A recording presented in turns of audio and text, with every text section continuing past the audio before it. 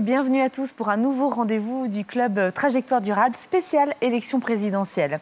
Dans 4 jours très exactement aura lieu le premier tour de l'élection présidentielle, un nouveau quinquennat donc, qui annonce le point de rupture entre le thermique et l'électrique, celui du pouvoir d'achat également avec les flambées des prix des énergies fossiles mais aussi du prix de l'électricité et puis celui également de la décision de la Commission européenne sur la date d'interdiction de vente des véhicules thermiques qui interviendra donc au début de ce nouveau mandat. Le futur président et son gouvernement devront donc commencer à œuvrer et à manœuvrer pour cette transformation radicale des marchés de la mobilité au sens large et en même temps le nouveau président devra gérer le sujet de plus en plus délicat des ZFE que la loi climat a rendu obligatoire dans 45 agglomérations au plus tard en 2025.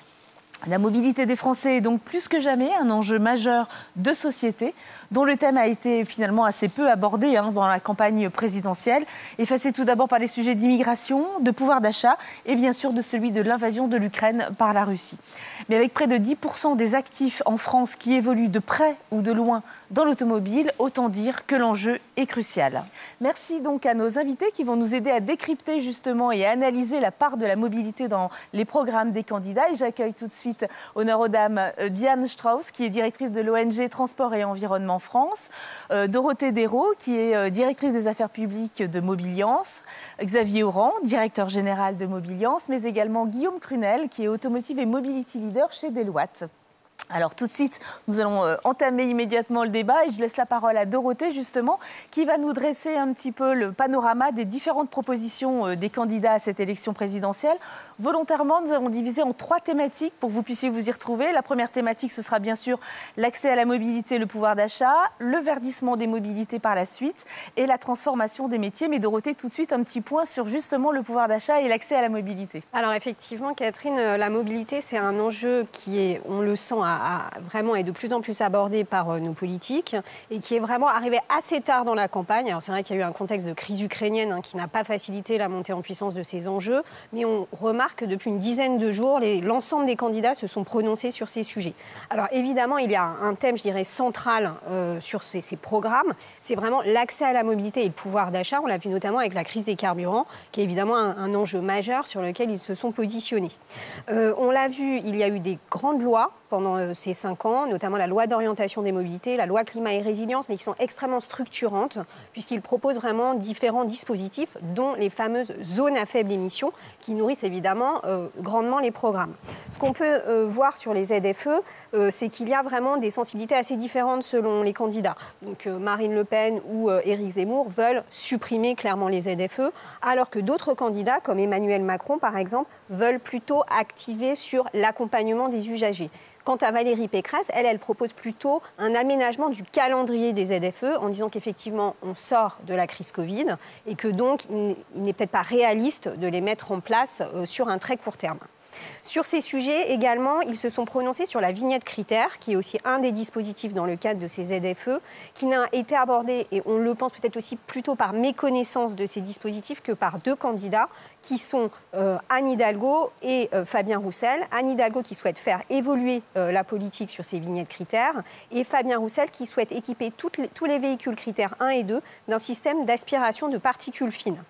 On le voit aussi, il y a vraiment une montée en puissance de tous les sujets qui favorisent l'usage des mobilités plus propres et vraiment l'achat de véhicules plus propres. Alors on l'a vu, il y a eu une grande audition des candidats le 14 mars dernier avec Bruno Le Maire qui a clairement dit que le gouvernement, si Emmanuel Macron est réélu, prorogera les bonus écologiques et la prime à la conversion. Donc on sent que c'est vraiment des dispositifs centraux dans la politique du gouvernement. D'autres candidats, type Yannick Jadot, Jean-Luc Mélenchon, Anne Hidalgo, disent également qu'ils veulent même élargir ces dispositifs. Donc on le sent que ces primes sont vraiment centrales dans le renouvellement du parc automobile. Valérie Pécresse s'est un peu distinguée en proposant la mise en place d'un prêt à taux zéro sur l'achat des véhicules.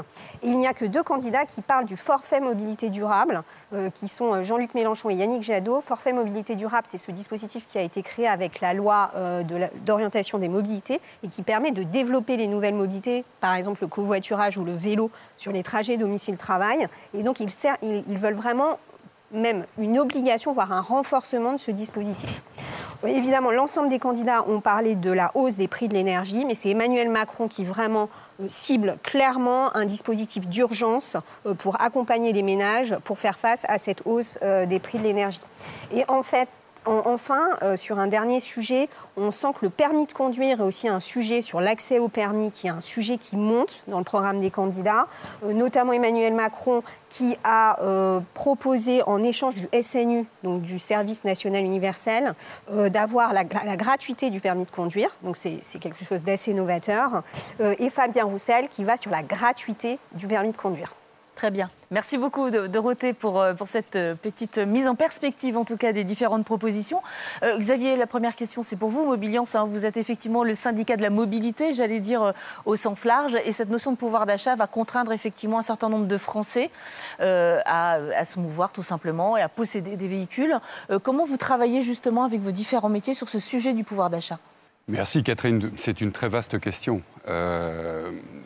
J'aimerais d'abord dire que nous sommes dans le cadre d'un club que nous avons créé au niveau de Mobiliance, qui est le club de la trajectoire durable.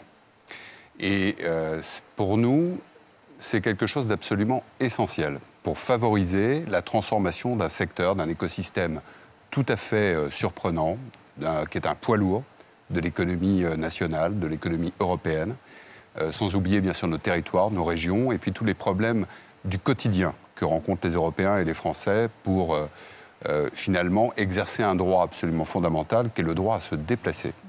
Et donc on retombe sur cette problématique évidente de pouvoir d'achat. Ce que l'on demande à nos politiques, et singulièrement à celles et à ceux qui se présentent à l'élection présidentielle, c'est d'avoir cette trajectoire durable. Et c'est de proposer aux différents secteurs, en particulier évidemment le nôtre, puisque vous disiez que notre secteur, vous le rappeliez, représente 10% du PIB et représente un Français sur 10 en termes d'emploi. C'est un secteur absolument incontournable quand on parle de transition et d'un défi collectif de réussite d'une transformation extrêmement globale. Et la question est bien celle-ci.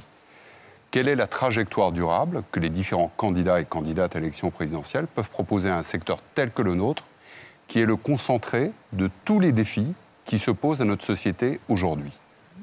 Le pouvoir d'achat, l'écologie, le numérique, l'urbanisme, le rapport au travail, l'accès aux services, à la santé, aux loisirs, à la culture. Ce que je veux dire par là, c'est que quand on prend la question par le grand angle, elle est extraordinairement complexe. Et ce que je trouve au niveau de Mobiliance, dans l'exercice que nous avons fait avec la PFA, la plateforme automobile, la FIEV pour les équipementiers et la SIAM pour les marques importées, d'organiser une audition de tous les candidats à l'élection présidentielle. Il y a évidemment beaucoup de choses à dire, on y reviendra sans aucun doute au cours de cette table ronde, mais je trouve que cette trajectoire durable n'est pas suffisamment apparente, quel que soit le candidat. Ce qui en dit long sur le travail de pédagogie, de lobbying, de communication, de valorisation que tous les acteurs de la filière doivent opérer, parce que c'est à l'échelle du prochain quinquennat que l'essentiel de cette trajectoire durable va se jouer. Soit ça sera une opportunité exceptionnelle de rebond national et de transformation en particulier sur le plan écologique, sur le plan social, sur le plan sociétal et sur le plan numérique, soit ça sera une impasse. Les jeux sont en train de se faire. Donc il était pour nous absolument essentiel de pouvoir mesurer la capacité de tel ou tel candidat à proposer une telle trajectoire durable. Ça, c'est mon premier aspect. Mon deuxième point, et qui rejoint indirectement la problématique du pouvoir d'achat, c'est la méthode. Parce que certains candidats, et Dorothée en a parlé, ont évoqué un certain nombre de mesures ponctuelles. D'ailleurs, jamais sans une arrière-pensée pour des raisons électorales sur des sujets qu'on connaît bien depuis 5 ans, voire beaucoup plus que ça. OK. Mais la méthode de travail, c'est-à-dire les conditions de coopération que nous pourrons mettre en place ensemble, d'abord au niveau de la filière elle-même, et avec les pouvoirs publics, que ce soit les collectivités locales qui ont fait irruption dans le débat avec les ZFE, que ce soit au niveau national avec le gouvernement ou au niveau européen, comment articuler les différents niveaux de gouvernance, comment travailler et renforcer le niveau de coopération entre les ONG, que je salue ici avec Transport et Environnement, les différentes expertises d'acteurs privés tels que Deloitte, les organisations patronales et les syndicats de salariés, pour ne citer que ces premières parties prenantes, pour travailler en bonne intelligence avec nos autorités publiques, avec un seul objectif.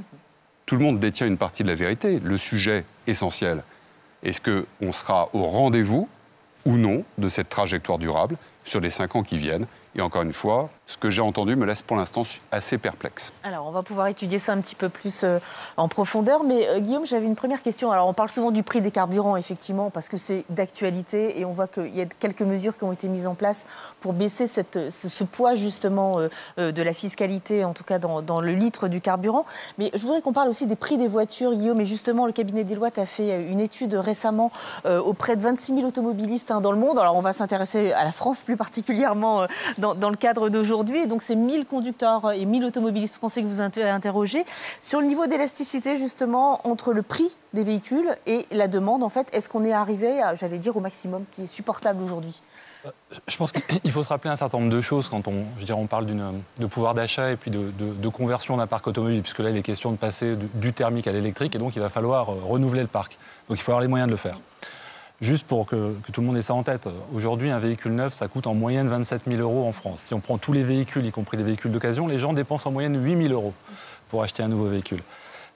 La question qu'on a posée, c'est à partir du moment où vous allez vous tourner vers l'électrique, jusqu'à combien êtes-vous prêt à monter?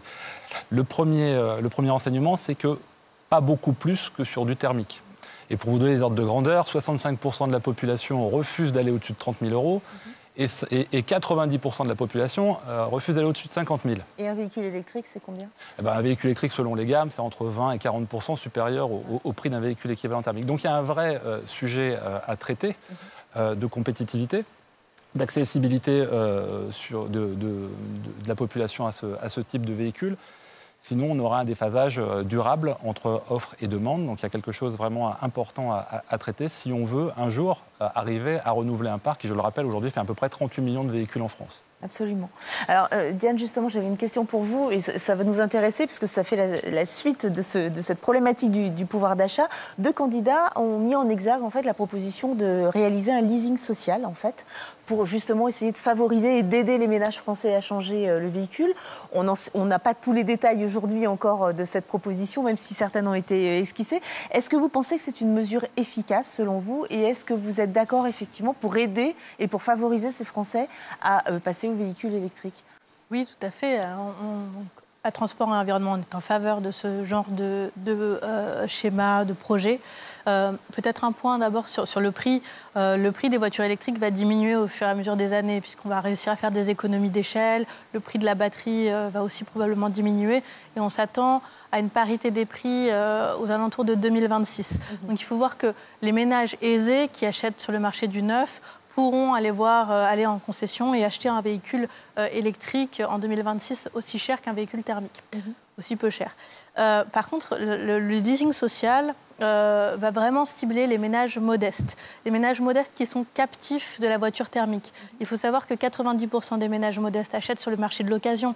Ils n'ont pas les moyens d'acheter une voiture neuve et que donc ils achètent des voitures thermiques polluantes. Et on sait maintenant que le prix de l'essence augmente et sera amené à augmenter dans les prochaines années.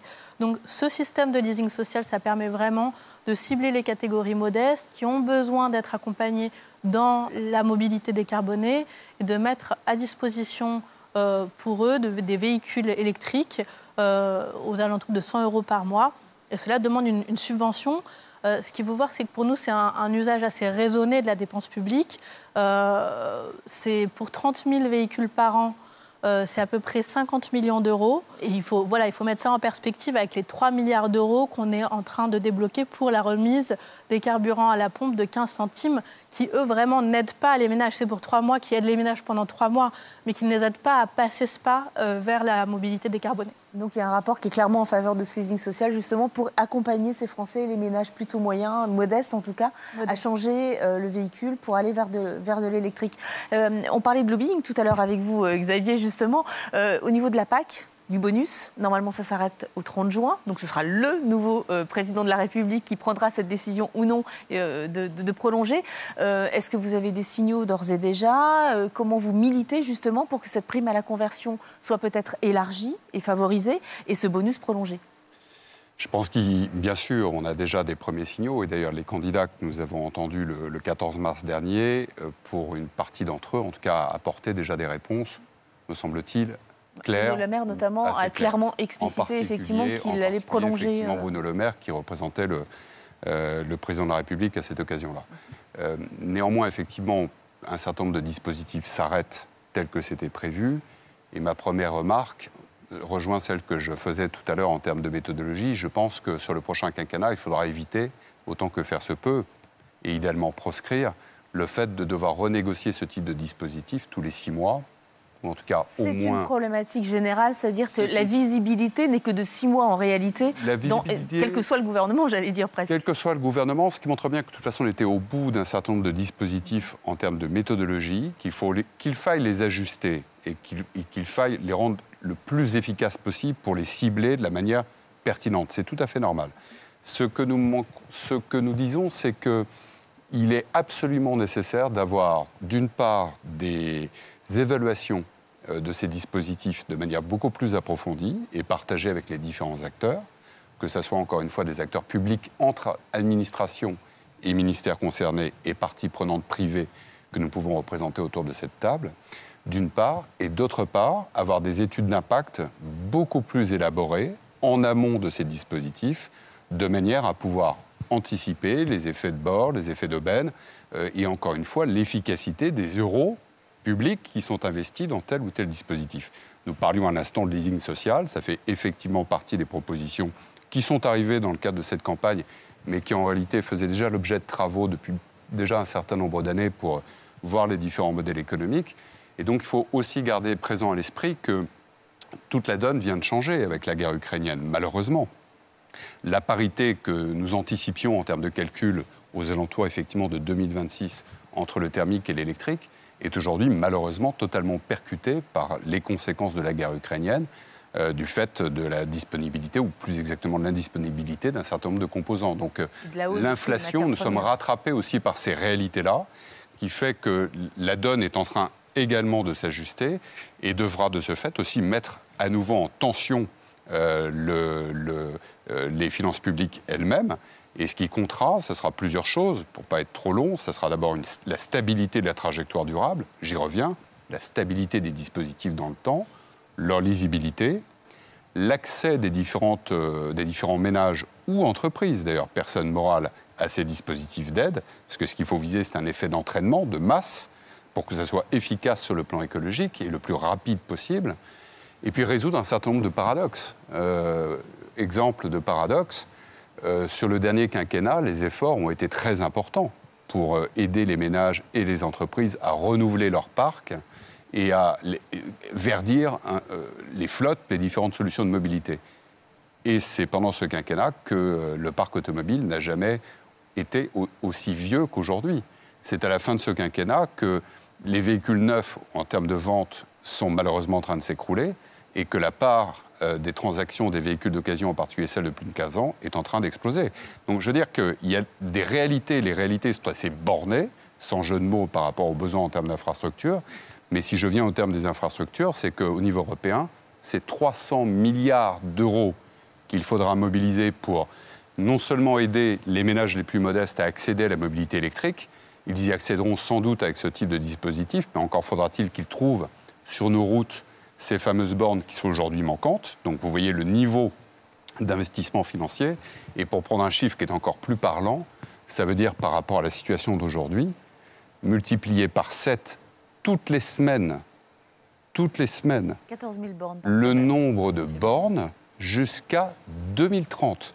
Donc vous voyez que les efforts financiers, dans le contexte que chacun connaît de dette publique au niveau de nos comptes, il faut prendre ces réalités-là, parce que vous avez raison, 50 millions, vous avez raison, 50 millions en tant que tel par rapport aux bénéfices de la mesure. Bien sûr, ça semble être une bonne solution, mais quand on y ajoute tous les dispositifs dont l'automobile aura besoin en réalité pour réussir sa conversion et la rendre soutenable sur le plan économique et acceptable au niveau des différentes catégories de marché, il faut être très conscient que nous aurons effectivement besoin d'un effort massif de la collectivité nationale, on parlera tout à l'heure des emplois, pour réussir cette conversion. C'est pour ça qu'encore une fois, il faut avoir la vision globale de cette trajectoire durable et ne pas simplement s'en tenir à des propositions dans le cadre d'une campagne présidentielle qui sont autant d'éléments juxtaposés les uns par rapport aux autres, de manière un peu clientéliste, mais qui ne font pas, encore une fois, sans vouloir me répéter, une stratégie d'ensemble suffisamment convaincante et robuste. D'accord. On a parlé beaucoup de voitures, mais la mobilité n'est pas que la voiture, hein, on est bien d'accord. On a vu, il y a des baisses de TVA, la hausse du forfait mobilité. Quelles seraient les conséquences de ces propositions, en tout cas, qui ont été réalisées par certains candidats ?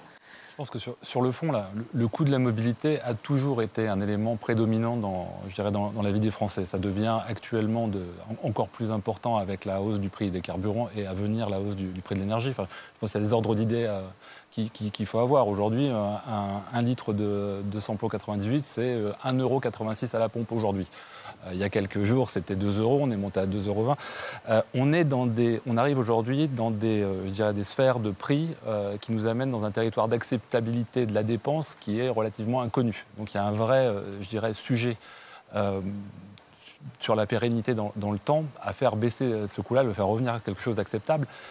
Quand on interroge, les consommateurs sur leur motivation pour passer à l'électrique, puisque c'est un sujet important dans la transition, 62% d'entre eux nous disent que si le coût de l'électricité remontait au niveau de celui du carburant, alors ils remettraient en question leur achat. Donc c'est quelque chose qui est quand même assez important.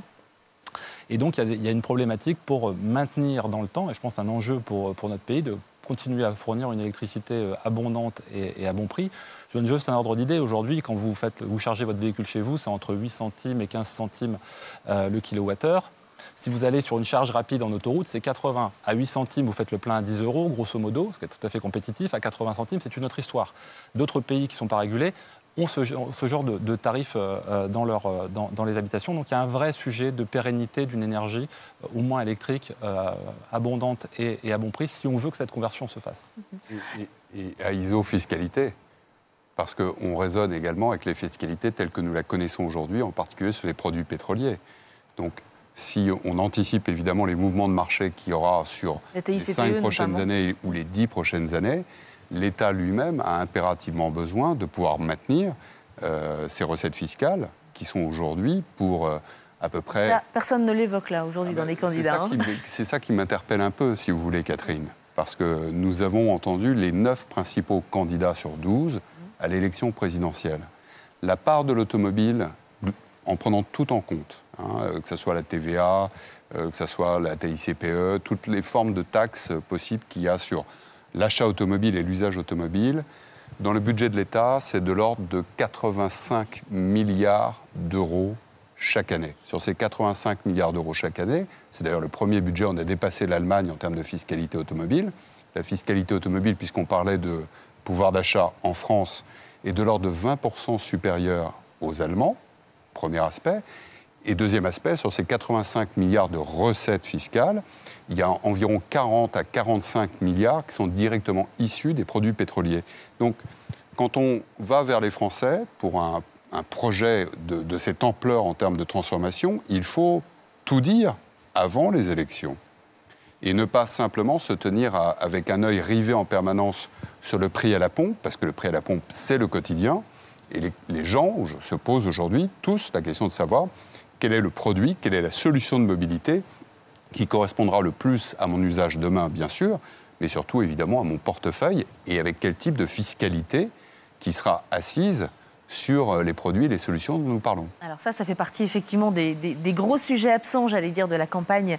Et aucun des candidats, effectivement, n'en ont parlé. Je rebondis juste sur les nouvelles formes de mobilité, en fait. On parle beaucoup d'autopartage, de covoiturage, on parle aussi de vélo, on parle de plein de choses, en fait, et toutes les formes de mobilité qui existent. Guillaume, dans votre étude, est-ce que vous avez noté que les Français étaient prêts à abandonner leur voiture ? Est-ce qu'il y a une différence entre les urbains et les ruraux? Comment ça se passe et quelle est la réaction des Français justement face à cette problématique? Alors vous avez fait l'étude, effectivement le prix du carburant n'atteignait pas ces mêmes sommets qu'aujourd'hui, on est bien d'accord, mais est-ce que les Français urbains et pas uniquement urbains justement sont-ils prêts à abandonner leur voiture? Je pense que vous avez raison en fait, dès qu'on parle de mobilité, il y a manifestement deux France, entre celles qui bénéficient d'une offre de transport variée, urbaine, périurbaine de grandes villes, Et puis une autre France, une France qui, grosso modo, est, pour reprendre les termes de Jérôme Fourquet, la France de la voiture, le peuple de la voiture. Ceux qui utilisent leur voiture parce que c'est le seul moyen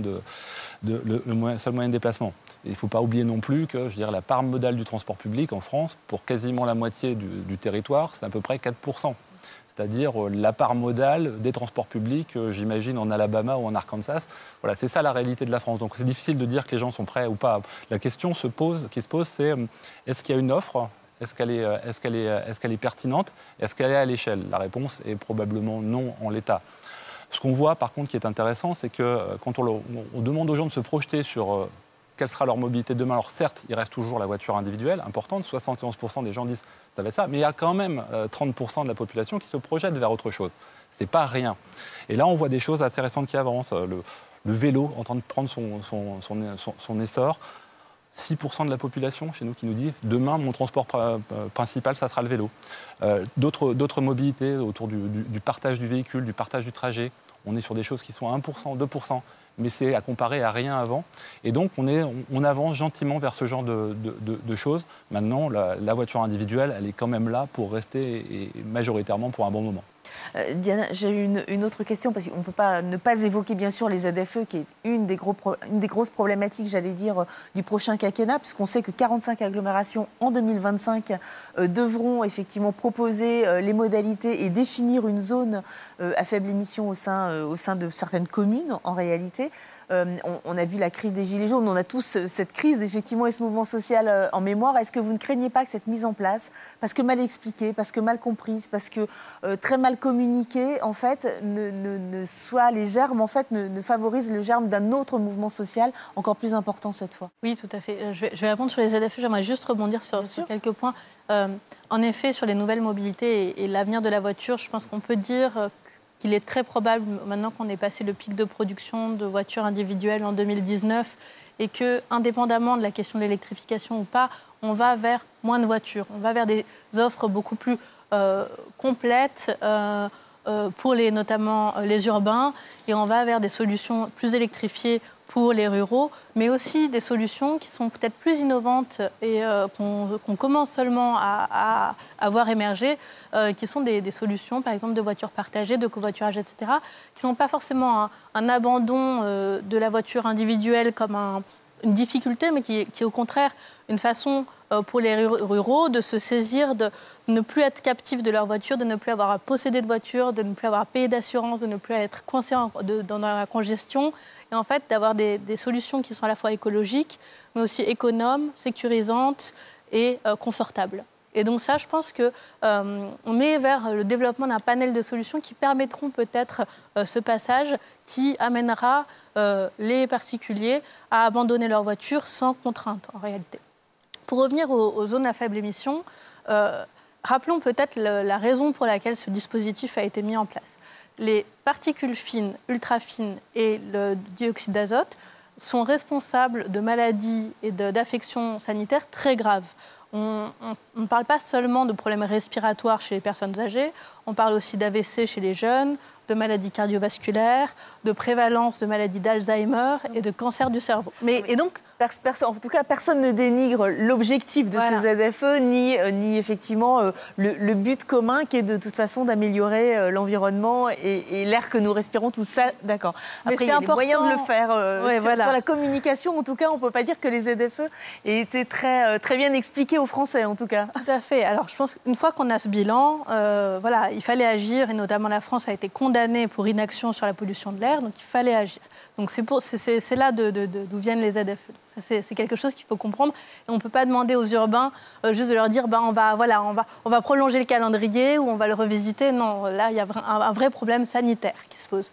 Donc la question, c'est en effet celle de l'accompagnement.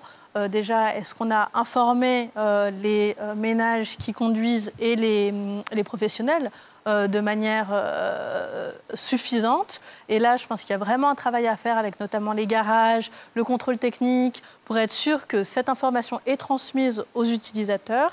Et puis, il y a toute la question de l'accompagnement des ménages qu'on a ciblés comme étant modestes et captifs. C'est vrai des ménages et c'est vrai aussi des professionnels, comme les artisans et les commerçants qui conduisent des utilitaires, souvent des utilitaires diesel, et qui ne vont pas pouvoir rentrer dans les zones à faible émission assez rapidement. Et donc, quels sont les dispositifs d'accompagnement qu'on peut imaginer? Le leasing social, bien sûr, même pour les ménages moins modestes, des prêts à taux zéro et surtout des garanties d'État qui permettent aux banques de prêter en fait, à ces ménages qui n'ont pas forcément les capacités d'emprunt pour aller s'acheter un véhicule neuf ou même d'occasion. En fait, hein. Voilà. Ouais. Et un dernier point, ce qui va être crucial dans la mise dans le fonctionnement des zones à faible émission, c'est qu'il y ait sur le marché de l'occasion suffisamment de voitures électriques pour que les ménages modestes et moins modestes puissent les acheter. Et qu'est-ce qui fait le marché de l'occasion ? C'est les flottes d'entreprises. Je pense qu'on y reviendra. Alors, on y revient tout de suite. Justement, c'est notre deuxième point avec vous, Dorothée. Est-ce que vous pouvez nous dresser un petit peu le panorama des propositions des candidats, justement, sur le verdissement des mobilités et puis le développement des mobilités actives également? Merci Catherine. Alors effectivement, on le voit, l'enjeu de la transition écologique, c'est vraiment le fil conducteur de ce sujet des mobilités. Globalement, les candidats s'accordent sur le fait qu'il faut renouveler les flottes. Donc le sujet de l'électrification est plutôt partagé par les candidats, mais surtout, c'est le corollaire avec le développement des infrastructures de recharge. Et pour cela, globalement, tous les candidats s'accordent à dire qu'il faut déployer à marche forcée ces bornes de recharge, puisque c'est la clé de l'électrification du parc. Valérie Pécresse va un petit peu plus loin en proposant de faire des autoroutes, des centres de production d'énergie verte et d'expérimenter leur électrification. Donc on voit qu'il y a certains candidats qui vont un petit peu plus loin sur la mise en perspective, sur la mise en pratique de ces mesures. On le voit aussi, et c'est ce qu'on disait tout à l'heure, notamment Guillaume Crunel, il y a vraiment le sujet de repenser la mobilité individuelle via des usages partagés. Et on le voit, le développement du covoiturage, de l'autopartage apparaît régulièrement et de plus en plus dans les propositions des candidats. Donc évidemment, Yannick Jadot s'est emparé de ce sujet. Il propose de développer des voies réservées au covoiturage et il souhaite même mettre en place un bonus écologique à la location de véhicules d'occasion à basse émission. Donc c'est assez précis et c'est vraiment des propositions qui vont assez loin sur ce sujet de location et de mobilité partagée. Il y a aussi des propositions visant à inciter le report modal, à développer des infrastructures visant vraiment à faciliter ce report modal, notamment Jean-Luc Mélenchon et Yannick Jadot, avec Yannick Jadot qui souhaite mettre en place un pass liberté climat pour les jeunes de 16 à 25 ans qui leur permettrait de se déplacer de façon illimitée en transport collectif, en vélo, en libre service, partout en France avec une seule carte. Ce qui est également assez novateur et ce qui préfigure aussi, on le voit sur le MAS par exemple, des politiques un petit peu urbaines d'intermodalité. Et enfin le vélo, qui a une place grandissante dans les programmes des candidats.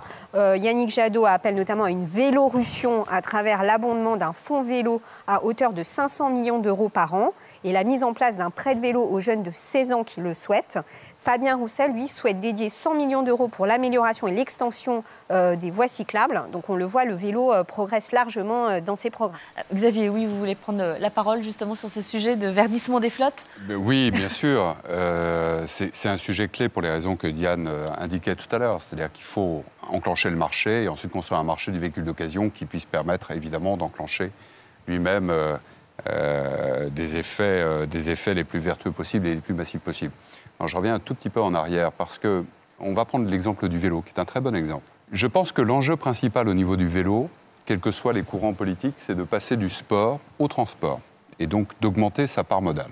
Parfait. Le deuxième enjeu, sur lequel tous les candidats, ou presque, sont d'accord, c'est de retrouver, de donner des pistes de réindustrialisation du pays et de compétitivité. Parfait. Quelles sont les propositions des candidats sur la création, sur un plan économique, d'une filière vélo en France? J'en ai pas vu. Alors que quand on parle de vélo, il n'y a guère que 5% des cadres qui sont aujourd'hui encore construits en France. 5%. Donc, quel que soit le sujet, les besoins de compétitivité, de réindustrialisation, ce ne sont pas que des mots. Et donc, j'aurais aimé voir plusieurs candidats, non seulement prendre l'exemple du vélo, qui est encore une fois une très bonne illustration de la combinaison des modes de transport, mais d'aller plus loin et de nous proposer une trajectoire durable, là encore, en intégrant la dimension économique. Et d'ailleurs, en ce qui concerne le vélo, on est bien placé chez Mobiliance pour savoir que non seulement ça suppose des qualifications, des diplômes, et que si cette filière se développe sur un plan économique, elle peut être créatrice nette d'emplois de manière très substantielle dans les 10 ans qui viennent. Où sont les propositions ? Deuxième aspect, si vous me permettez, merci. Catherine. Les ZFE, parfait. Mais comment se tenir simplement à des promesses de campagne qui consistent à dire « je vais les annuler », je vais les moduler, etc., etc. Ce n'est pas sérieux. Le sujet est encore une fois un sujet de méthode. Quelles sont les propositions des différents candidats, tous bords confondus, en termes de gouvernance de ces ZFE? Aucune.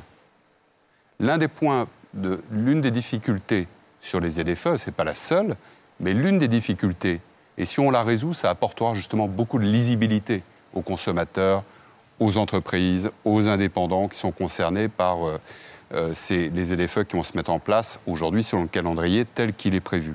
C'est extrêmement concret, c'est quasiment 50% du parc automobile qui est concerné d'ici à 2025. On ne peut pas simplement s'en tenir à des éléments simplistes. Donc, parler de la gouvernance entre les collectivités locales qui doivent prendre ces décisions ou qui sont en train de les prendre, avec d'ailleurs la plupart du temps une assez bonne constatation, en tout cas qui s'améliore du côté de Mobiliance. Mais c'est aussi de l'articulation avec la région. C'est l'articulation des différents dispositifs d'aide. Donc ce n'est pas simplement qu'une question de pédagogie.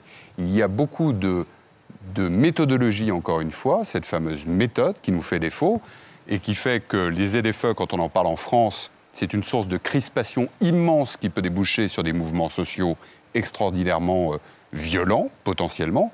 Et pourquoi le même sujet qui est traité en Allemagne se passe de manière consensuelle? Je pense que nos candidats, là encore, je suis surpris d'une certaine, je dirais, je dis ce mot, ce n'est pas critique de ma part, mais une certaine forme de désinvolture qui n'est pas au niveau des questions de société que pose le droit à la mobilité aujourd'hui. Dernier point, parce qu'on voit que les comportements changent. Guillaume en parlait tout à l'heure, ainsi que Diane et Dorothée. On voit des reports s'opérer auprès de certains de nos adhérents.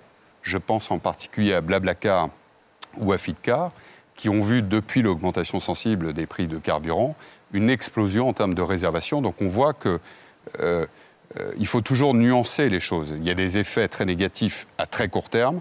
Il y a aussi des effets qui changent les comportements et qui les changeront plus sur le long terme. Donc il faut pour être rapide, n'opposons pas, comme certains candidats, pas tous, les modes de transport entre eux, n'opposons pas les Français entre eux, et n'opposons pas les différentes sources d'énergie entre elles. Faire cela, c'est nous mener dans une impasse, on n'y arrivera pas, et on ratera la transition écologique, qui est la première des transitions à réussir, pour les raisons que Diane indiquait tout à l'heure au niveau de la filière. C'est ça qui est clé, c'est ça qui fera la différence. Et encore une fois, mais vous l'avez bien senti, c'est avec une certaine perplexité que j'ai vu certains programmes, mais il n'est pas trop tard pour lire une excellente plateforme que Mobiliance a fait avec ses équipes, et d'ailleurs la coopération d'un certain nombre de parties prenantes autour de nos métiers, et c'est comme ça qu'il faut faire avancer le pays. Donc d'accord, donc je retiens aussi une proposition, c'est-à-dire quand on fait une proposition notamment sur le vélo, aucun candidat n'a aujourd'hui accompagné d'un plan économique, mais évidemment. C'est trop facile, encore une fois, et c'est un effet de manche que de parler de pistes cyclables, très bien. Les pistes cyclables, nous sommes tous d'accord, on a vu les mêmes cartes, la France est très en retard par rapport à d'autres pays membres de l'Union européenne, mais où est la dimension économique ? C'est ça, une élection présidentielle et des élections législatives. Revenons aux ZFE, aux mobilités et au verdissement des flottes automobiles. J'en perds mon fil conducteur en chiffrant justement le plan vélo. Mais revenons justement sur ce point. Il y a la loi climat qui oblige aujourd'hui à un pourcentage de verdissement des flottes automobiles, pourcentage qui normalement doit aboutir à 50% de véhicules électriques ou électrifiés totalement en 2030. Est-ce que vous voulez accélérer ce moment? Est-ce que vous voulez aller plus vite pour justement donner accès et massifier l'offre de véhicules d'occasion? Oui, bien sûr, c'est vraiment essentiel. Pour la trajectoire climat française, il faudrait en réalité qu'on ait 100% de voitures électriques dans les flottes en 2027. Ce serait ça l'idéal. C'est ce vers quoi va la Belgique, puisqu'elle a annoncé la fin de toutes les aides fiscales en faveur des véhicules thermiques à partir de 2026 pour les flottes. Donc, plusieurs pays européens sont en train d'engager cette transition très rapidement. La France s'est fixé des objectifs qui sont assez peu ambitieux finalement, qui donnent une direction mais qui sont assez peu ambitieux. Voilà, et ça va être vraiment fondamental pour les raisons qu'on a dit. Les flottes gardent généralement leurs voitures en location pendant 4 ans, ce sont des voitures neuves, puis vont les mettre à disposition des ménages modestes sur le marché de l'occasion. Et si ces voitures sont électriques dès maintenant, ces voitures électriques pourront aller sur le marché de l'occasion. Un point d'attention très fort de notre part sur les questions des flottes, c'est l'hybride rechargeable. L'hybride rechargeable, le marché des flottes est le premier marché pour l'hybride rechargeable. 72% des hybrides rechargeables sont vendus au niveau des flottes. Que vont devenir ces véhicules une fois achetés sur le marché de l'occasion? Qui va les acheter? Quels seront leurs prix? Comment les gens vont les conduire? On ne sait pas, sachant que je pense qu'on en parlera, mais ces hybrides rechargeables sont généralement on va parler tout de suite, effectivement. Voilà, sur ces hybrides rechargeables et puis sur les électriques, qu'elles soient d'ailleurs destination des flottes ou bien du grand public, se pose évidemment la question des infrastructures. Vous l'évoquiez tout à l'heure avec la nécessité évoquée notamment par la CEA d'installation de 14 000 bornes par semaine en Europe, ce qui est absolument considérable, alors qu'on en a 55 000 en France, je crois, au dernier décompte en tout cas. Guillaume, justement, comment on peut promouvoir encore l'électrique, sachant qu'il y a des problématiques d'installation, donc de nombre, de quantité de bornes, de qualité de bornes également, parce qu'aujourd'hui, on n'a pas du tout la même type de recharge. On voit bien qu'il y a des problématiques de câbles de recharge adaptés ou non aux bornes de recharge, des problèmes de paiement, parce qu'il n'y a pas encore de paiement universel. On ne peut pas payer avec sa carte bancaire aussi simplement qu'on va faire le plein de carburant pour son véhicule thermique. Où on en est aujourd'hui, justement, et comment on peut avancer sur ce sujet-là, Guillaume ? Je pense que vous avez un peu tout dit dans la question, en fait, sur le fond. À vous de faire les propositions. Oui, c'est une histoire de poule et d'œuf. Enfin, sur le fond, il n'y a pas de véhicule si on ne peut pas le recharger et il n'y a pas de borne de recharge s'il n'y a pas suffisamment de véhicules pour pouvoir le saturer. Donc il y a un problème de modèle économique. Une fois qu'on a dit ça, les Français, quand ils se projettent dans la mobilité électrique, à 76%, ils pensent qu'ils vont se recharger en dehors de chez eux. Donc d'où l'importance que ce chiffre de 55 000 ne reste pas où il est, parce que dans ce cas-là, ça ne va pas marcher. Ce qui est important aussi, c'est qu'on puisse avoir accès facilement à des bornes de recharge. Ce qu'on voit monter comme petite musique dans nos précédentes études, la grosse angoisse autour du véhicule électrique, c'était ce qu'on appelle le range anxiety, c'est-à-dire la capacité, l'autonomie que j'avais avec mon véhicule. Ça reste encore le cas, mais ce qu'on voit monter en flèche depuis 2 ans, c'est l'accès à la charge. Donc les gens sont rentrés dans cet état d'esprit, ils vont passer à l'électrique. À court terme, moyen terme, long terme, ils vont y passer. Et la première question qui se pose maintenant, c'est où vais-je me recharger? Donc il y a vraiment un enjeu très clair qui est là-dessus, la disponibilité, le nombre. Et puis après, il y a quand même une question, je dirais, d'universalité des systèmes qui sont mis en place. Les prix, c'est peut-être une chose, mais vous avez une superposition de réseaux différents. Aujourd'hui, il faut plusieurs cartes de paiement ou de cartes, je dirais, de réseau pour pouvoir se recharger et être sûr d'avoir une chance de pouvoir se recharger. Une étude de l'AVER qui est sortie où, grosso modo, 30% des Européens qui font de l'électromobilité ont au moins 2 cartes de réseau différentes dans leur poche pour pouvoir se recharger.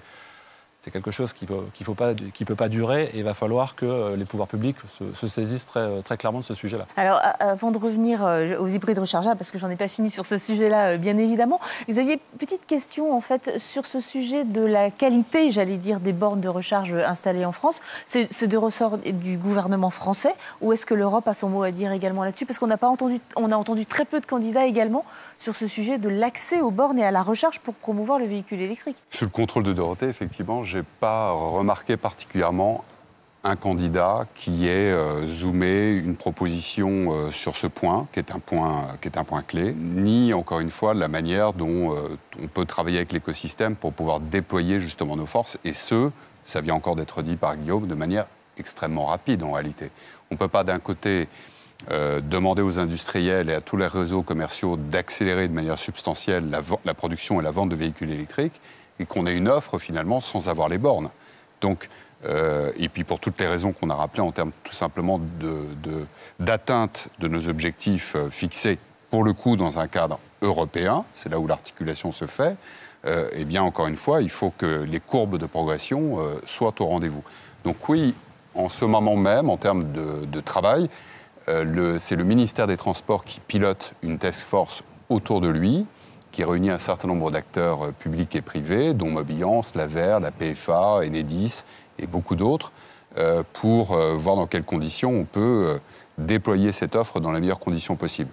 Au niveau de Mobiliance, nous avons obtenu de la part du gouvernement un programme dans le cadre d'Advenir Plus qui est géré par l'AVER et qui est aujourd'hui financé par le certificat d'économie d'énergie, comme quoi vous voyez que tout tout se tient à un moment donné et qu'il faut que tout continue à se tenir dans la durée pour permettre des financements stables, nous avons obtenu une enveloppe de 30 millions d'euros.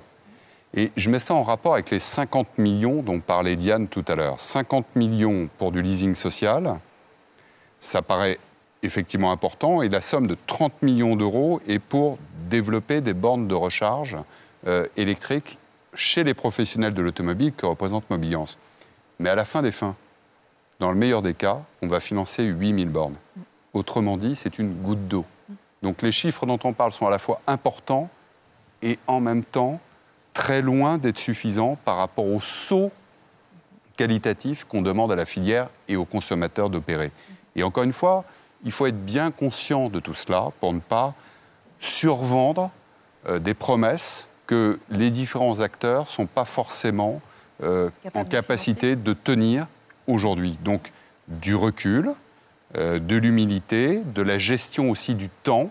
Et ça, ce sont les discussions qu'il faudra que Paris ait avec Bruxelles, l'actuel président de la République, son successeur, avec les autorités européennes, dans le cadre. Ça rejoindra la question d'avant sur les véhicules hybrides rechargeables. Comme ça, on reboucle la boucle revenir dessus. Sur les différentes échéances telles qu'elles sont prévues aujourd'hui. Et de ce point de vue, nous avons entendu des candidats nous dire que certains étaient pour 2035, d'autres pour 2030. Donc il y a beaucoup de variantes dans les propositions quand on regarde le détail, et ce qui n'est pas fait pour favoriser une stratégie claire et stable. Alors justement, sur les hybrides rechargeables, en fait, 2 candidats se sont prononcés, sous ton contrôle, Dorothée, toujours. C'est Valérie Pécresse et puis Emmanuel Macron. Ce sont les seuls à se prononcer sur le maintien des hybrides rechargeables après 2035. Proposition que, visiblement, pour l'instant, en tout cas, la Commission européenne ne retient pas. Est-ce que c'est quand même bien utilisé? On est bien d'accord? Parce que si on ne recharge pas l'hybride rechargeable, ça n'a absolument aucun intérêt et ça pollue même plus qu'un véhicule thermique de base, puisque c'est beaucoup plus lourd. Mais est-ce que bien utilisé, c'est quand même pas une solution intéressante pour accompagner cette transition, en tout cas, et pour la favoriser, pour aller plus doucement, j'allais dire, vers l'électrique pure en 2035 ou voilà. Est-ce que c'est pas une solution? Alors, c'était une belle idée. Mais ça ne fonctionne pas. C'est-à-dire qu'on voit que les utilisateurs n'arrivent pas à recharger. C'est pas tellement qu'ils ne veulent pas, c'est qu'ils n'y arrivent pas. C'est qu'en fait, c'est une voiture qui a une puissance assez forte au niveau de son moteur thermique. Le moteur thermique va prendre le pas assez facilement. Et les distances, les autonomies au niveau électrique sont très faibles, 50 km. Ça veut dire que vous devez faire un trajet pendulaire inférieur à 25 km, ce qui n'est pas du tout le cas, notamment des flottes d'entreprises dont on parlait tout à l'heure, qui sont le premier marché de ces véhicules. Donc finalement, on est sur une voiture qui était une belle idée, mais qui n'a pas trouvé son public, qui n'a peut-être qu'un très petit public de niche et qui, en fait, a servi aussi à faire la transition au niveau de l'emploi d'une filière qui était spécialisée dans le diesel, dans les moteurs thermiques et qui avait besoin de gagner en expérience sur l'électrique.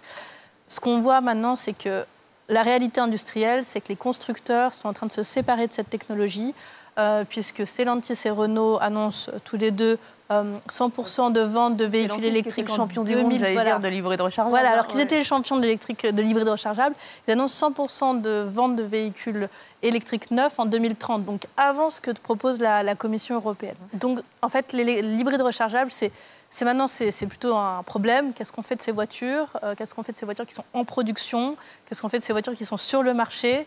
Et comment est-ce qu'on fait une transition plus rapide vers l'électrique, sachant qu'il ne faut pas se méprendre. Les constructeurs qui s'engagent dans l'hybride rechargeable qui continuent à faire des investissements dans cette technologie risquent aussi de passer la course à la compétitivité du véhicule électrique. Donc il y a un choix à faire dès maintenant. Guillaume, vous en pensez quoi de l'hybride rechargeable, vous? C'est cuit?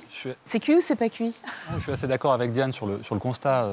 Dire que c'est un véhicule qui n'a pas trouvé son public, je pense que c'est un véhicule qui n'a pas trouvé le bon public. Ça, c'est une chose. Après, l'inefficacité, en termes d'émissions de l'hybride rechargeable tient au fait tout simplement qu'on ne le recharge pas, que l'usage n'est pas celui qu'on en fait, n'est pas celui pour lequel il a été produit. Si on ne le recharge pas, je reviens aussi à la question préalable, c'est parce qu'il n'y a pas des moyens extraordinaires pour pouvoir se recharger. Donc, tout est en tout, on rentre dans quelque chose de systémique. Pour autant, il me semble que c'est un véhicule qui avait des cas d'usage qui étaient intéressants. La capacité de passer en électrique dans les zones urbaines pour éviter justement les émissions de particules fines était une idée intéressante. Bon, tout ça est aujourd'hui, je dirais, déphasé par rapport à la disponibilité des bornes de recharge et des habitudes qu'on a pu prendre avec ça. Donc moi, ce que je pense, c'est que quelque part, c'est un peu dommage parce que dans l'esprit des Français, et ça je le vois dans nos études, ils plébiscitent ce mode de propulsion. Aujourd'hui, quand vous demandez dans quoi vous projetez pour votre prochain achat, c'est 23% de la population dit que ça va être un hybride. 3 fois plus que sur du full électrique. Donc dans l'imaginaire collectif, c'est une énergie, en tout cas une propulsion de transition qui est bien établie. Ça ne se fera peut-être pas. Pour autant, je rappelle aussi, alors là, puisqu'on parle de la France, on a quand même dedans une partie de thermique sur lequel on avait bâti une compétitivité, un savoir-faire et pour lequel on a encore des infrastructures. Autre sujet également qui n'a pas été beaucoup évoqué non plus dans cette campagne, ce sont les biocarburants, les carburants de synthèse, qui ont été promus à un certain moment donné par l'Allemagne, justement, auprès de la Commission européenne. Or, aujourd'hui, ils sont plutôt revenus sur le sujet. Vous en pensez quoi exactement de ces carburants de synthèse ? Alors, une autre fausse bonne idée. Sur les carburants de synthèse, donc, il faut savoir que pour le moment, ils ne sont pas accessibles, ils n'existent pas. On a voulu faire des tests de qualité de l'air sur les carburants de synthèse à transport et environnement. On a dû créer nos propres carburants de synthèse parce qu'on n'arrivait pas à les acheter sur le marché. Ça va être extrêmement cher pour les ménages de rouler avec des carburants de synthèse. Donc, c'est plutôt pour faire diversion, je dirais, parce que certains acteurs voudraient repousser l'échéance de passage à l'électrique. Quant aux biocarburants, je pense que la guerre en Ukraine nous montre à quel point les terres arables sont précieuses et on ne peut pas se permettre maintenant de cultiver du colza, du blé, du maïs pour créer du bioéthanol et du biodiesel et encore moins de le subventionner. Donc il faut absolument mettre fin à toutes les subventions et aider les agriculteurs qui se sont inscrits dans cette filière à refaire une transition vers l'alimentaire. Guillaume, j'ai une autre question en fait, avec un sujet qui revient bien évidemment sur le devant de la scène avec l'invasion de l'Ukraine par la Russie, c'est la frugalité. En fait, c'est un mot qui revient, la sobriété, la frugalité qui revient aujourd'hui dans tous les discours justement des candidats. Est-ce que les Français sont prêts à la frugalité en matière de mobilité ?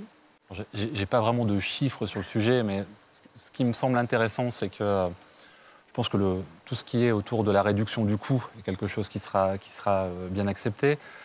Quand on les interroge sur les raisons du passage à l'électromobilité, les 2 critères les plus importants qui arrivent en premier, c'est certes je dirais la réduction du coût d'usage, on en a parlé, 60% de la population veut y aller pour ça, mais à 57%, donc juste derrière, quasiment au même niveau, il y a la conscience environnementale. Et donc, je trouve que d'une certaine manière, pour la première fois, on arrive à mettre sur un même plat d'égalité l'économie et l'écologie dans la motivation pour changer sa manière de se déplacer. Donc il y a des choses intéressantes qui doivent être faites là-dedans. Il faut développer une offre. On va revenir sur les frances urbaines et les frances périphériques. Mais très clairement, il va falloir développer des modes de transport, des solutions de transport pour toutes ces zones non concentrés pour lesquels aujourd'hui les opérateurs ne vont pas tout simplement parce qu'il n'y a pas l'intensité d'usage qui leur permet d'être rentable. Donc là, il y a un vrai enjeu, je pense, d'accompagnement, probablement de financement en partie, d'offres de mobilité alternatives qui souvent relèvent d'un usage nouveau de véhicules existants et pas simplement, c'est pas tout le monde sur des vélos ou des trottinettes.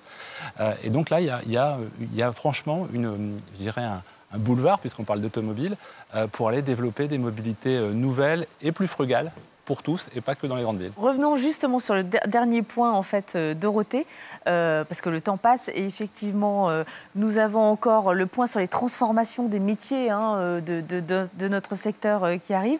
Quelles sont les propositions des candidats pour accompagner justement cette transformation de la filière ? Alors en fait, il y a assez peu de propositions sur ces sujets. Si on regarde les propositions des candidats, il y a essentiellement 3 candidats qui se sont exprimés sur l'impact social et économique et la transformation de la filière. Le premier d'entre eux, c'est Emmanuel Macron, qui a d'ailleurs pointé, c'est un fait assez nouveau, le fait qu'il fallait bien accompagner l'ensemble de la filière, c'est-à-dire à la fois l'industrie et les services de l'automobile. Donc je pense qu'il y a vraiment cette équidistance, et ça on le voit bien dans ce qu'il propose. Il y a également Valérie Pécresse qui propose d'accompagner la filière aval dans la transformation de ses métiers et qui va plus loin sur le fait de renforcer l'apprentissage et la formation et d'accompagner les métiers en tension. C'est d'ailleurs la seule candidate qui le propose. Et enfin, le troisième candidat, c'est Yannick Jadot qui propose d'établir un vrai plan de transition économique et automobile avec les constructeurs, les équipementiers, les salariés, les collectivités, les consommateurs et les associations. Donc il propose un vrai plan de développement, mais on va le dire que c'est vraiment cantonné sur ces 3 candidats. Alors Xavier, justement, la filière, on le voit bien, est en danger si elle ne sait pas se renouveler, si elle ne sait pas être accompagnée pour s'adapter à ces nouvelles mutations. Où on en est exactement? On en a déjà parlé de l'industrie, bien évidemment, mais les services sont également peu évoqués en règle générale, j'allais dire, dans ces métiers en danger. Alors on voit bien que les stations-service doivent se reconvertir. Les professionnels de la réparation devront également changer leur manière de travailler et revoir leur modèle économique. Comment vous voyez justement cette évolution des métiers? C'est là encore un motif de perplexité, d'inquiétude de ma part. Pourquoi? Quand on aborde les questions d'emploi et de compétences, ce sont souvent les questions qui sont abordées en dernier. C'est-à-dire que c'est un peu le marronnier dans une campagne. On a parlé de plein de sujets. On a abordé déjà un certain nombre ensemble cet après-midi. Et puis, à chaque fois, ça ne manque jamais. En dernier, ah oui, il y a l'emploi et les compétences. Je pense que c'est le premier. C'est le premier sujet. C'est le premier sujet. Il rejoint presque tout ce que nous avons dit autour d'une trajectoire durable cet après-midi. Parce que si à la fin des fins, il n'y a pas de marge dans les entreprises, et si nos entreprises continuent à être fragilisées à ce point, avec des impacts sociaux au niveau de l'amont industriel comme de l'aval, que nous avons calculés, on a fait nos propres études d'impact, donc le gouvernement actuel et ses successeurs seront documentés de la même manière, eh bien ce sont des chômeurs que nous fabriquons. Et donc tout l'enjeu, c'est justement de réussir cette transition, y compris surtout sur un plan social, pour rendre d'autant plus acceptable cette transition, pour mettre en capacité les Français et les Européens de pouvoir acheter des produits qui soient demain plus vertueux et donc plus chers, d'avoir des nouvelles notions de l'éducation à la route, pour avoir des solutions de mobilité certainement plus frugales ou en tout cas différentes, et donc en particulier en se basant sur des nouvelles technologies qui sont en train de changer complètement la donne. On parle bien sûr d'écologie, et c'est normal, c'est premier en termes d'enjeux, mais derrière, il y a aussi la révolution numérique qui est en cours. Une voiture, je le dis toujours parce que le chiffre me paraît très frappant, une voiture de 2030, donc les voitures dont on parlait tout à l'heure en termes d'objectifs, les voitures de 2030, ça sera 1 milliard de lignes de code embarquées à l'intérieur. 1 milliard de lignes de code. Ce chiffre résume à lui seul, là encore, le saut qualitatif qu'il faudra faire en termes de compétences, de redistribution de l'ensemble des chaînes de valeur d'ailleurs au passage, à la fois dans l'amont bien entendu, mais aussi en aval. Parce qu'il faudra des personnels qui sont en capacité d'adresser un parc dont l'éventail se sera lui aussi considérablement diversifié, parce qu'en 2030, il y aura encore énormément de thermiques, il y aura dans ces thermiques de l'hybride, il y aura du 100% électrique, il y aura sans doute d'autres énergies, il faut être en capacité d'adresser tout ce parc automobile et surtout de domestiquer, dans tous les sens du terme, quelle que soit la taille de l'entreprise, au niveau de l'aval cette fois-ci, cette ultra-connectivité des véhicules qui vont eux-mêmes être en communication directe avec toutes les infrastructures dont on parlait tout à l'heure. Donc la révolution, c'est plus qu'une révolution, c'est une réelle métamorphose. Donc cette métamorphose, elle passe nécessairement par un investissement massif des entreprises amont et aval sur la compétence, parce que c'est la compétence qui fera la différence, c'est notre capacité à innover, et en plus de cette capacité à innover, cette capacité à diffuser l'innovation dans la société et au sein de la filière. Et tout cela en un minimum de temps. Il faut bien avoir conscience de ce timing, parce qu'on serait dans les périodes précédentes, les cycles précédents, où il y avait 15 ans, 20 ans, 25 ans pour réaliser cela. Là, il faut le faire en moins de 10. En moins de 10, et encore une fois, avec des calculs et des hypothèses économiques qui ont été totalement percutées par la crise en Ukraine. L'équation est quand même extraordinairement complexe. Et pour la résoudre, il faut de la compétence, il faut faire évoluer les emplois, les diplômes, les appareils de formation. Donc c'est tout à fait considérable. C'est même premier, c'est là-dessus que l'automobile française fera la différence. Alors justement, Guillaume, j'avais une autre question sur la relocalisation, notamment pour les véhicules électriques. On a vu que Renault avait décidé d'investir effectivement massivement en France et de produire l'intégralité de ces véhicules électriques sur le territoire. Mais est-ce que ces investissements sont l'objet de nombreuses propositions? On l'a vu avec Yannick Jadot, Emmanuel Macron, Marine Le Pen et puis Valérie Pécresse. Mais quelles sont les marges de manœuvre véritables du futur du gouvernement, selon vous, en matière de relocalisation de l'emploi et de l'outil industriel sur ces véhicules électriques? Je pense qu'on a un problème de terminologie. Parce que le terme de relocalisation n'est pas vraiment approprié. De localisation, en tout cas. Voilà, parce que relocaliser, ça voudrait dire faire revenir quelque chose qui est parti à l'étranger pour des raisons économiques, de coût du travail, d'impôts directs de production, qui correspondent à une économie, à un équilibre qui est celui de la voiture thermique. La chance qu'on a, c'est que maintenant, on va regarder le véhicule électrique. Donc la question est comment on localise et on s'assure que, et ça je reprends les termes de Xavier là-dessus, comment on est sûr que sur les éléments pertinents de la voiture de demain, on a en France les compétences, les moyens, l'organisation pour être sûr que cette valeur ajoutée, elle est produite chez nous et pas ailleurs. Ce qu'il faut avoir en tête, c'est que jusqu'à maintenant, une voiture, c'était grosso modo une plateforme, un moteur et puis une chaîne de transmission. Demain, une voiture, c'est quoi? C'est grosso modo là, une batterie, de l'électronique et beaucoup de logiciels. Donc là, de mon point de vue, si on veut avoir une vision pour le pays, et probablement ce que doit être l'intérêt de nos candidats, c'est comment on s'assure d'avoir chez nous des filières solides dans la batterie. Et encore une fois, la batterie, c'est une chaîne de valeur très longue, de l'extraction, en passant par le raffinage, la chimie lourde, et à la fin, l'assemblage dans les gigafactories. Donc, sur une partie plus importante, l'électronique, on a quelques électroniciens de qualité, et sur le software. Et là, attention, si on ne construit pas ce qu'il faut chez nous maintenant, tout de suite, pour la prochaine décennie, et bien cette intelligence qui va conduire nos voitures, elle viendra soit de chez nos amis américains, soit de chez nos amis chinois. Donc le vrai sujet, me semble-t-il, aujourd'hui, c'est sur ce qui va être la voiture de demain, comment on crée en France des filières stables, durables, fortes, pour créer en France. Catherine, si vous me permettez, encore une fois, j'enfonce le clou, le sujet est premier. Donc il est assez étrange de voir des candidats tous parler, tous bancs confondus, de souveraineté à juste titre, mais de ne pas suffisamment se poser la question de savoir comment on va construire ces éléments de souveraineté. Et ces éléments de souveraineté, qui sont évidemment très complexes quand on prend les matières premières, une série de sujets, commencent, encore une fois, par la compétence et par notre capacité à investir sur des filières de formation. Et dans le même temps, si je puis dire, et le commissaire européen Thierry Breton l'a d'ailleurs dit à l'AFP il y a 2 jours ou 3 jours, il a dit, en substance, même si les véhicules hybrides rechargeables devaient être interdits en 2030 ou 2035, il faut que l'Europe garde sa capacité à avoir une capacité de production de diesel, en particulier, ou de véhicules hybrides rechargeables, pour pouvoir les exporter. On ne va pas rentrer dans ce débat cet après-midi, on n'en a plus le temps. Ça mériterait une table ronde supplémentaire. Mais ça veut dire derrière qu'il faut... la localisation de la production par rapport au marché. D'une part, et ça veut dire aussi maintenir des filières de formation, des filières de compétences qui puissent être maintenues sur le sol européen, sur le sol national, en matière de moteurs thermiques. Donc, vous voyez les sauts périlleux qu'on demande en permanence aux acteurs de la filière de fer. Je ne dis pas cela par esprit de complainte qui serait complètement stérile.